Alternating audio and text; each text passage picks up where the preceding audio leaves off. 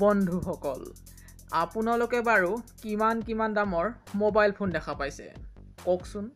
20,000, 25,000, 40,000, 50,000 নে তাতকৈ বেছি দামৰ?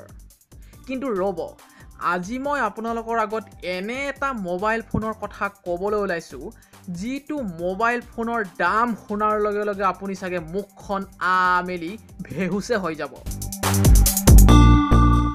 মোবাইল ফোনটোৰ নাম হৈছে ডায়মণ্ড ৰোজ আইফোন 432GB।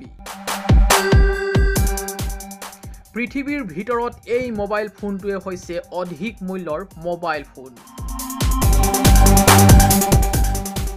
এই মোবাইল ফোনটো আৱিষ্কাৰ কৰিছে ষ্টুৱাৰ্ট হিউজ নামৰ এজন ব্যক্তিয়ে।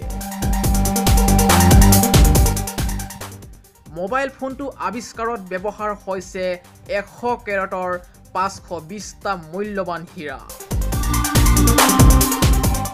ফোনটোৰ পাছফাল সম্পূৰ্ণ সোণেৰে তৈয়াৰ কৰা হৈছে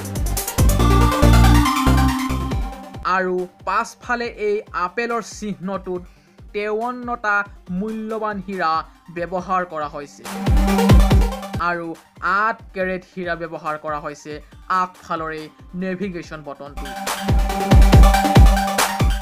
সকলো সুবিধাৰে ভৰপূৰ্ণ এই মোবাইল ফোনটোৰ মূল্য যদি আমি চাবলৈ যাওঁ তেনেহ'লে হ'ব 8 মিলিয়ন আমেৰিকান ডলাৰ।